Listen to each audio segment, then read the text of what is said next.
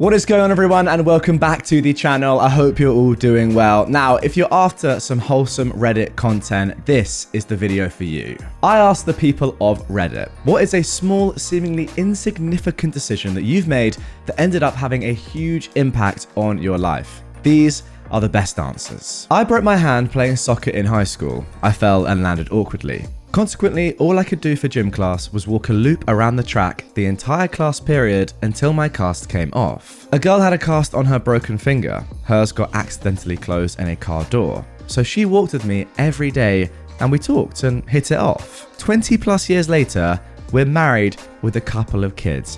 Imagine if you never fell over. Wow, that is unbelievable. I went to prison for a robbery. I did it. I was a heroin addict. After almost 5 years in at a work centre, I got a write-up which would make me stay in for a few months longer. The warden offered a deal if I'd paint a mural at a local high school of their mascot. They'd then forgive the write-up. Now, I'd always been good at drawing. They knew that, which is why they asked, but I'd never done a mural. I figured out how to scale it up in my head, and I did it. I got out about 6 months later and made it my career. I'm now married, happy, and fully booked until summer of next year for work, owning my own business. In September, I will have been out for 10 years. I also hid my initials in the high school mascot mural. Well, there you go. Moral of that story, go to prison, I guess. I chose to be nice to everyone in high school, even the kids people thought were weird. Screwed my life up pretty bad 10 years ago and recently got a call asking if I wanted to train as a software developer by one of those kids. I was frying chicken in a gas station for scraps. The dude told me he remembered me being smart and into that stuff and knew I could learn fast. There you go. That is why you got to be nice to everyone, absolutely everyone, because you never know who they may become later on in life. Also, it's just a nice thing to do, isn't it? I mean, that is karma in its purest form right there. I was flying to Costa Rica to go backpacking south from there.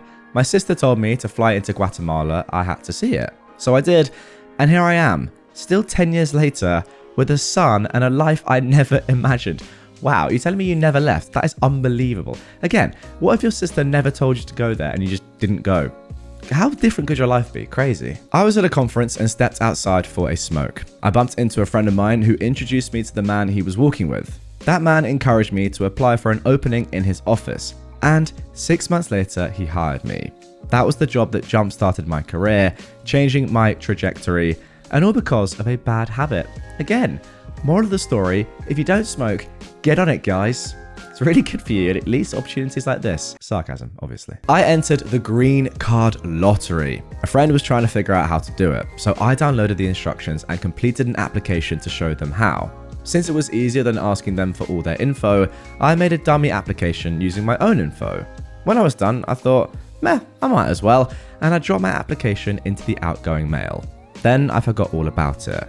I was highly confused when, nearly a year later, I got a letter from the State Department. I've been in the US for 20 years now. Married, kids, the whole thing. Biggest change I ever made, and it was just a random 15-minute thing I did to help a buddy. Sorry, Americans watching and listening. Green card lottery. Is that really a thing? You can just apply and get lucky and you get a green card. That is mental. How did I not know that was a thing? Please explain more in the comments down below. Oh, what about your friend? Someone asks. He never made it. He was understandably a little jealous when I told him, but saw the funny side. What a great friend. Okay. Wow. So I guess in a way, I mean, this isn't what happened, but you kind of stole his spot. Good stuff though, and at least you've made the most of it by, marrying and being there for 20 years. On a night out, I went to a Burger King and at the last second decided to get chicken nuggets with my burger instead of chips, doubling up on meat. A brave decision, but I rate it. I ate the burger, but I didn't feel like the nuggets by this point and wished I'd gotten chips instead. So I asked the person opposite me on the bus if he wanted them. My exact words were, "Hey lad, do you want me chicken nuggets?" He said yes, and we got talking. That was 16 years ago, and now we are married with a beautiful daughter. And that right there is the beauty of Liverpool. I took a random part-time job out of desperation, making wooden snowboard/skateboard racks. That's a pretty cool job, to be fair. 12 years later, I'm deeply embedded in the woodworking industry and I found a career. Didn't see that coming. That is pretty cool. I mean, it's one of those things, right? People say it, you don't really know what you like doing until you try things. This kind of felt forced, I guess, but sounds like you love it. Lucky, kind of, but also you put yourself out there and you got the rewards. I rate it. I took the wrong train in a new city to a job. A minimum wage job that I didn't want but needed at the time. I asked a random guy for directions back when phone GPS still kind of sucked. He happened to be going in the same general direction. We rode a train together and nerded out on films we were into. He was an aspiring filmmaker, very beginnings of aspirations, and I was just a film nerd without any post-high school education or thought of breaking into the industry. We ended up becoming roommates and collaborators eventually. We sold our first film to IFC about 2 years ago. That's insane. Fair play. I mean, it's one thing bumping into someone that likes films as well, but then you actually went and made a film and got it sold? Unreal. I grabbed a beer instead of going home early. I got offered a job when I was struggling to find a first one. And there you go. Once again, the moral of the story is very simple. Smoke, drink. It's all good stuff, guys. I was with my mum at a bar in Paris. She was a pain in the butt about what specifically she wanted to eat, so we left without finishing the drinks. 10 minutes after, the bar got shot by terrorists. Okay, maybe our first non-wholesome one. It wouldn't be Reddit without something like that, would it? This is probably the attacks, the terrorist attacks of a few years ago. Okay, let's move on. A kid's birthday party I wasn't planning to go to. I changed my mind at the last second and met my husband there. Again, as the commenter below says, just saying yes to invitations can unexpectedly change your life for the better. On the whole, I think you got to say yes, majority of the time, because you never know what may happen. My new desk job's internet filter stopped me from going to my favorite websites, but it didn't block BoardGameGeek.com. So I ended up spending my downtime at work researching board games, game designers, and publishers. I read about a game that I couldn't find a copy of and put together a version of how I thought it might play. Later, I found out I was totally wrong about how that game worked, but I preferred my version of the game. Yada yada yada. I'm an award-winning board game designer now. Oh my goodness me. That's kind of crazy. And actually, kind of similar to how I started going on Reddit, you know. I think I was doing an internship. Yeah, I was doing an internship at a bank. And in lunch and in a break, I was like, oh, I don't really have anything to do. I will just go on my phone. And I came across Reddit, and specifically r/nosleep and creepypasta and other sort of horror subreddits. And I started reading them, and I was hooked. And that was my introduction to Reddit, the website. And that would have been, maybe 7 years ago now. There you go. I had a blog where I couldn't figure out some HTML code. So I emailed the blog of another person who had figured it out, and they sent me the code. They lived about 1,000 miles from me and had never spoken before. But 4 years later, we're married, we've bought a house, and have a child together. Crazy. That is good going. Now, another Redditor actually asked this person, can they share more information about what happened here? And OP said, yeah, absolutely. So, I was studying for an advanced degree in my home state when I started a blog out of pure boredom during a school project. My traffic was minimal, and while I wasn't looking to get bombarded with views, I wanted to see what other sites that had more traffic were doing that I could implement easily to make my site look a little cleaner. There was a custom widget that I'd been messing with for a while that another popular site, similar theme to mine, had managed to play successfully. They had exponentially more amounts of traffic than me, about 300 to 400 likes per post, which is a lot in the genre of blog we were in. So, on a whim, I used their contact form asking if they had any tips on the code, thinking they'd never email back. Well, long story short, they did. We started casually talking, then started collabing online. Then, by pure coincidence, her boss had family in the state I lived in, and they were driving down to see them in a few months. So she hitched a ride with them, we met, and the rest is history. They drove down a few months later to have Christmas with me and my family. They found a job in my state and moved down with me while I finished my degree. Marriage, house, baby, haha. Playing World of Warcraft, I picked Druid. I ended up loving playing a healer. So I decided to become a nurse in real life. Still like being on the healing team.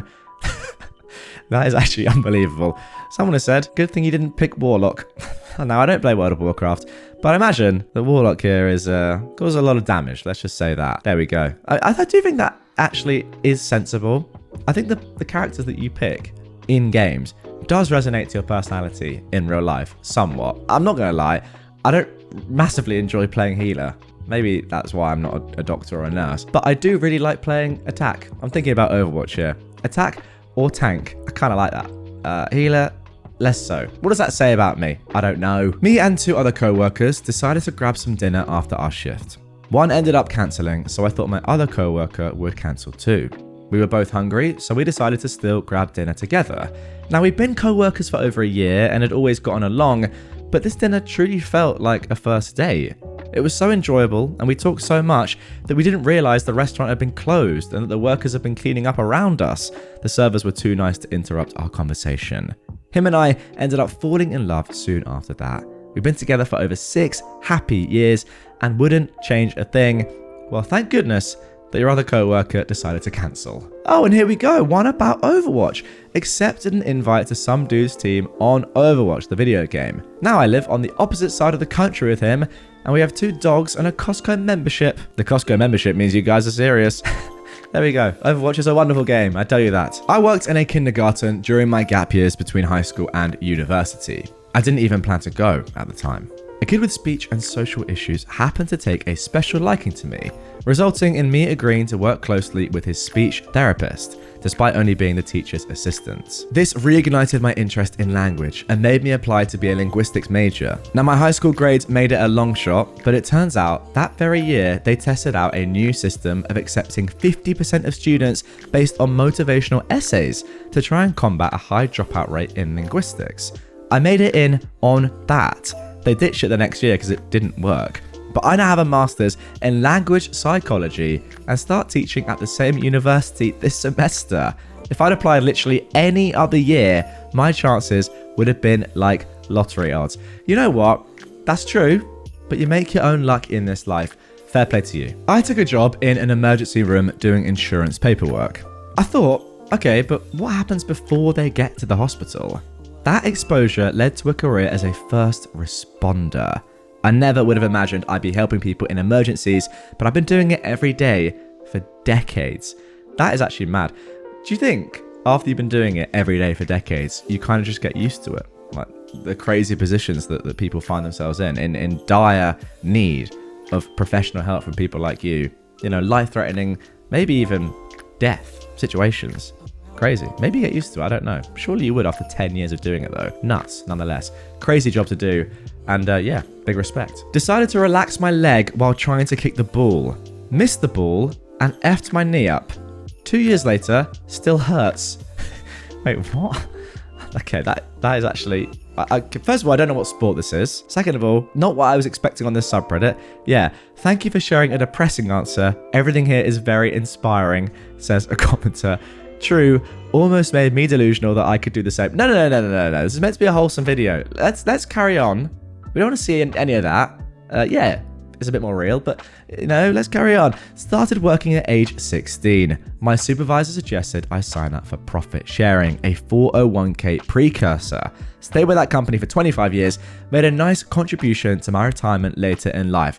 Okay, we are back. I've got to say, the relaxing your leg while trying to kick a ball. I'm just trying to think in football, what do I do? Yeah, you have to keep your leg pretty straight and like contact with force. I don't think it relax. I mean, it can do, as long as your foot and ankle, you need to lock your ankle. That is one thing for sure. I don't know if you can see this. Lock your ankle. I mean, should I get my feet out for the lads? No, I won't.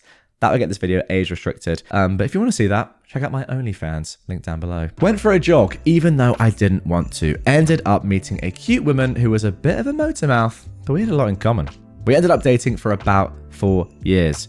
We wanted different things and it ended, but she's still a fantastic friend. That right there is the beauty of running. And as you can see, can you see this? Yeah. I mean, if you can read what it says on my top, I don't even know what it says. I don't know. It's what I got after the Mara, doing the London Marathon. And, you know, this is yet to happen to me, sadly. But you do see a lot of lovely women out running, I will say that. So that's always a perk. Get into running, guys. It's really good. Trust me, that's actually legit. Did your motor mouth her boat? Asking for a friend. Nearly didn't go to a blind date, but he was my soulmate. I knew in a blink when I met him. Lasted 33 years and I still miss him. Ah, that's really sad. But at least you met your soulmate in the first place and had 33 amazing years. You can look at it both ways, I guess. Or can you? I don't know, 33 years? Give me 50. I'll be after 50, that's for sure, minimum. Decided to work out again. I'm loving it and I'm so much happier. Honestly, the natural dopamine and just chemicals that you get from your body, from working out, going on a run, doing whatever, going on a walk, are actually a cheat code in life. And They make you so much better at other stuff. A lot of the time, when I don't even want to, I'm knackered. I know I have to go for a run because I'll feel less tired afterwards. Kind of oxymoronic, but you know, it sorts you right out, mentally and physically, trust me. I was doing online dating with no success, and I was ready to give up. I almost cancelled my date just out of pessimism, but I figured it was already scheduled, I'll just go. And if it doesn't work out, I'll just take a break from dating. The date lasted about 8 hours, and 15 years later, we're still together. That is a long date. Goodness me. And there we go, guys. That is going to do it for this one. A nice little change up, in my opinion. Something a little bit more wholesome than the usual. Get in the comments down below. I want to hear your answers to the question, what is a small, seemingly insignificant decision that you've made that ended up having a huge impact on your life? I want to hear, because I reckon that a lot of you have some very interesting stories to tell. So before you go off, have a look down in the comments. Maybe you've been reading them as this episode has been going. Whatever platform you're on, you can comment. Pretty crazy. Even on Spotify, you can comment now. There's a Q&A section down below. So click it, get your comments in, and I want to read through some of yours.